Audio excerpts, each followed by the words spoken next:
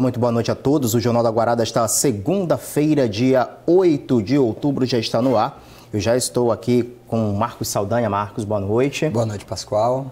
Pois é, eu já estou aqui com o Marcos Saldanha, né, nessa edição especial do Jornal da Guará para fazer um balanço do processo eleitoral de 2018. Nós vamos começar então diretamente com o repórter Hugo Reis, que acompanhou todo o processo eleitoral no Tribunal Regional Eleitoral do Maranhão durante todo o domingo, todo o dia de ontem. Hugo, boa noite. Isso mesmo, Pascoal. Boa noite a você, boa noite a todos, boa noite, Marcos Saldanha. Estivemos durante toda a parte da tarde e até o fim da apuração, da apuração dos votos, e o que a gente viu foi um clima de total normalidade. Logo no começo da tarde chamou a atenção a apuração das informações de boca de urna, que aconteceu aqui na capital e algumas cidades do interior do Maranhão. Lá no TRE estava instalado um comitê de segurança com todas as instituições ligadas ao processo eleitoral e eles apuravam para que a informação fosse divulgada, pois nós não tínhamos acesso a eles. Outro ponto destacado pelo setor de tecnologia e informação foram as chuvas da região sul do estado, que causaram desligamento da corrente elétrica, mas que, segundo o próprio TRE, não atrapalhou o andamento desse processo.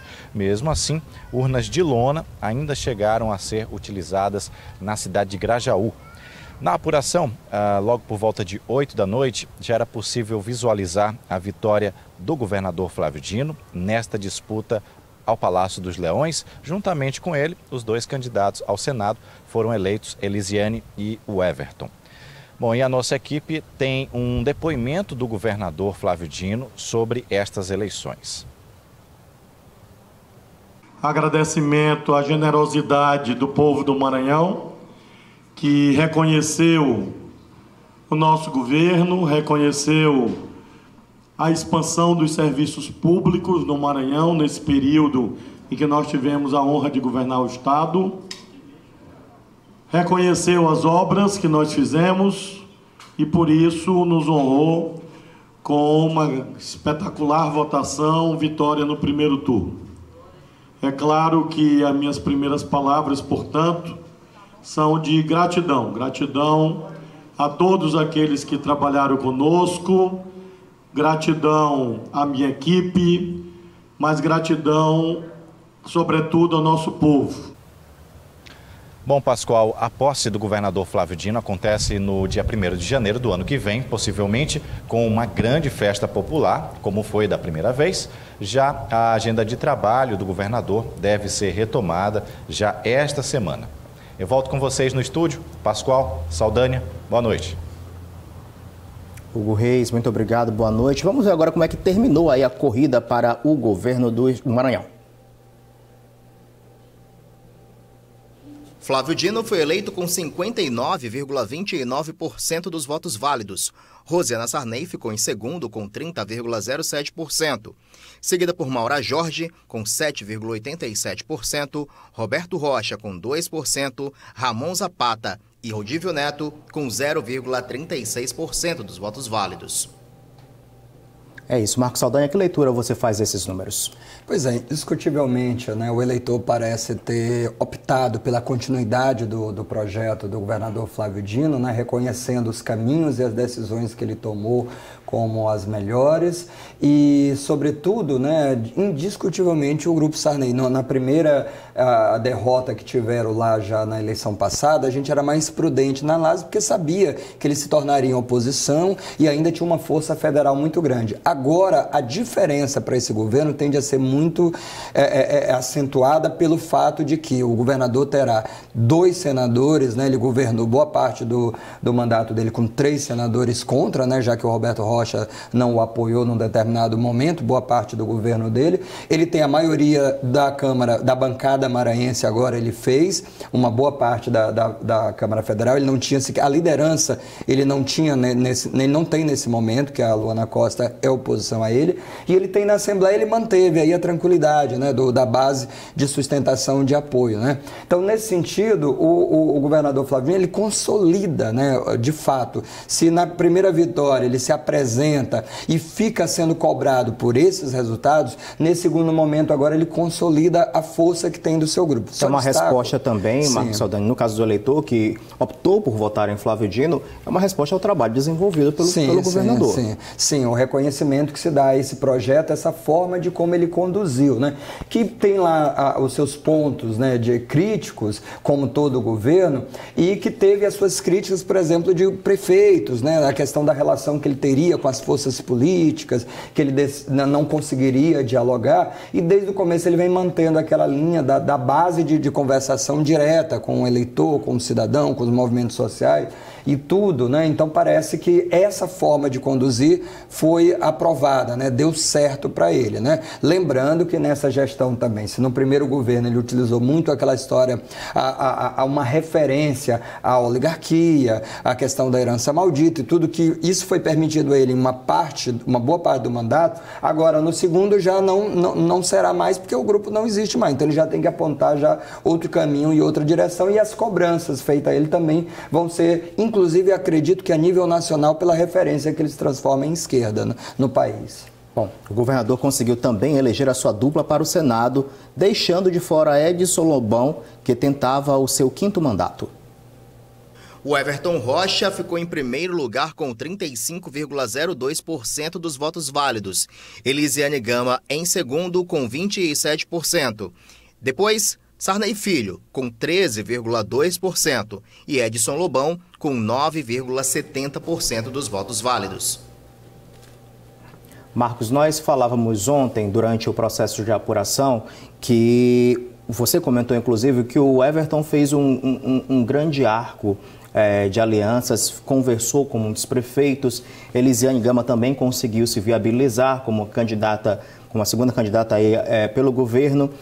Edson Lobão e Sarney Filho saíram diminutos, principalmente o senador Edson Lobão, que tentava aí o seu 5º mandato, não? Pois é, indiscutivelmente é um grande derrotado nessas eleições. A eleição dele abaixo da casa dos 10%, quando num determinado momento tinham dado como certa a eleição dele. Sim. A dúvida era até se o grupo Sarney faria os 2 senadores ou se só ele do grupo faria, né? Então, a resposta aí que as urnas deram para ele, né, mostram que não é essa a direção, não é esse o caminho. Eles vão ter que repensar de uma forma toda que caminho vão tomar. É pouco provável até que o Edson Lobão permaneça como candidato, né, indiscutivelmente. Pela idade também, se o filho dele permanecerá disputando algum cargo eletivo ou se ficará de fora da política, né? Destaco também o Zé Reinaldo, que talvez fique na mesma situação. É pouco provável que ainda permaneça na eleição disputando um cargo eletivo, mas na eleição tudo é possível. A gente só coloca aí essas forças que talvez já vão se afastando da esfera de poder, né? O Eunice Oliveira, voltando lá no Ceará, ele perdeu a eleição, o presidente do Senado, e se afastou da política. Exatamente. E o Romero Jucá também perdeu as eleições, né? O Cristóvão Buarque não conseguiu se reeleger. Então, é um Senado que tem algumas alterações, né? Claro que alguns nomes da velha política, né, estarão lá de novo, como Renan Calheiros conseguiu a sua reeleição, por exemplo, né? Mas alguns outros tradicionais nomes saíram desse processo todo, né? E claro que no caso da representação maranhense, que agora passa a ser a maioria, você tem aí o Everton e a Elisiane, 2 jovens senadores, né, do arco de oposição, né, do arco de esquerda, né? Então há uma expectativa muito grande para os posicionamentos que eles vão ter aí no Congresso, né? Pronto, findo essa parte do Senado, vamos ver agora como é que foi a votação para presidente da República aqui no estado do Maranhão. Fernando Haddad, do PT, teve mais de 60% dos votos. Fernando Haddad obteve 61,2% dos votos válidos na corrida presidencial aqui no Maranhão. Jair Bolsonaro ficou em segundo, com 24,2% dos votos válidos no estado. Uma votação muito expressiva do PT aqui no Maranhão, como de modo geral foi em todos os estados do Nordeste. Pois é. E me parece que na capital maranhense teve uma variação um pouquinho maior, né? Quer dizer, no caso pró-Bolsonaro, né? Na capital maranhense. A gente vai ter esses números daqui a pouco. Vai ter daqui a pouquinho? Sim. Pronto. Então, mas de uma forma geral predominou, né? A força do Lula, né? A força do PT aqui. E no caso de segundo turno, a gente precisa ver como é que se acomodam aí essas forças aí, como é que vai ser, já que o próprio governador Flávio Dino já declarou, né? Já falou que vai fazer parte aí dessas eleições a favor do Haddad, por exemplo. Isso, o Haddad veio aqui ao Maranhão, ainda não era candidato à presidência, ainda estava ali na campanha do Lula, né? Exatamente, na campanha do Lula. Depois voltou, né? Mais na frente. Teve dois momentos aqui, um momento em que já articulando a campanha e depois já com a campanha nas ruas, né? O Lula preso e ele pedindo voto para o Lula, mas sempre com uma boa relação com o governador, então ele deve apostar, claro, todas as fichas na vitória do Haddad para garantir um trânsito com o governo federal muito melhor do que teria um diálogo com o Bolsonaro, né? E a Maura Jorge, hein, nesse cenário? Pois é, a Maura Jorge, uma força tradicional do interior do Maranhão, foi 4 vezes prefeita, né? Conseguiu ali fazer uma votação bem melhor do que outros nomes, como o próprio Roberto Rocha, que teve uma votação puxada aí pelo Bolsonaro. Pois é, né? Exatamente. Só que a expectativa do Grupo Sarney era que a votação dela fosse muito maior, que essa onda Bolsonaro oportunamente pudesse aumentar os votos dela para que forçasse um segundo turno. O que de fato não aconteceu. O máximo que ela conseguiu foi ali os 9%, né, na apuração, e depois terminou com 7 e pouco por cento. E por acaso os votos que ela obteve, adicionais, foram tirados da candidata Rosiana Sarney. Exatamente. Que na pesquisa apontava ali, a última pesquisa divulgada pelo Instituto Ibope apontava o governador Flávio Dino com 59%, como de fato ele terminou. A governadora Rosiana Sarney, a candidata, com 32%, ela terminou com 30%, e Maura Jorge com 5%, ela terminou com 7%. Esses 2% foram tirados justamente da candidata Rosiana Sarney. O que acabou dando a Rosiana um desempenho pior do que o candidato Lobão Filho na eleição passada, porque na eleição passada para governo, ela ficou exatamente polarizada entre o Lobão Filho e o Flávio Dino.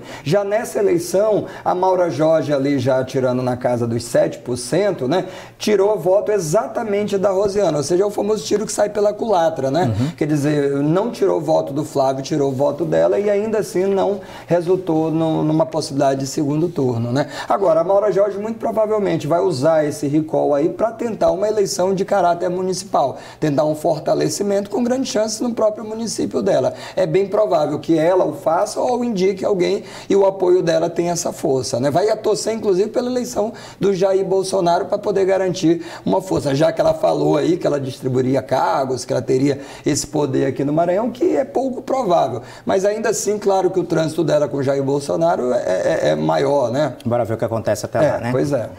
A seguir, nós voltamos com mais análises do noticiário político, logo após o intervalo.